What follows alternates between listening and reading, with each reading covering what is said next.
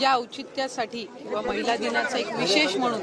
आम्ही ह्या दोन्ही महिन्याचा लाभ आज महायुतीच्या सरकारच्या माध्यमातून राज्याचे मुख्यमंत्री आणि दोन्ही उपमुख्यमंत्री यांच्या सूचनेनुसार आज सुरुवात केली काही आज खरं तर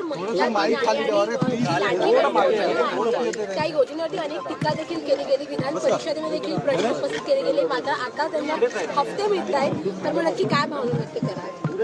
एकही महिना असा नाहीये की ज्या महिन्यात महिलांना लाडक्या बहिणीचा हप्ता मिळाला नाहीये. डिसेंबर महिन्यामध्ये सुद्धा आचारसंहिता संपल्यानंतर झालेला आहे,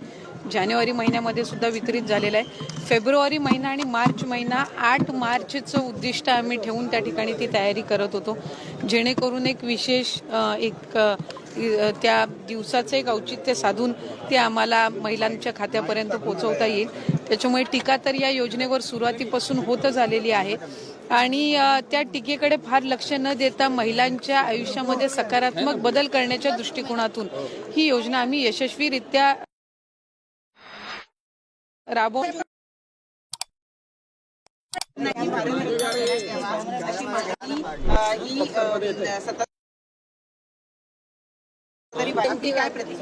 नाही. या निश्चितपणाने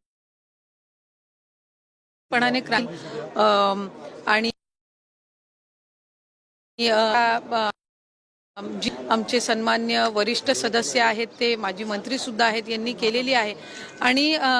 जे योगदान त्यांचं समाजासाठी अनेक वर्षांपूर्वीचं आहे त्याचे पडसाद आजही आपल्याला त्या ठिकाणी पाहायला मिळतात. आणि कुठे ना कुठेतरी मुलींच्या शिक्षणाप्रती असेल किंवा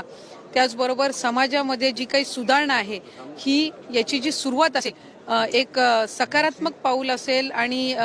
त्यावेळेला संघर्ष करून त्यांनी मुलींच्या शिक्षणासाठी दिलेलं जे योगदान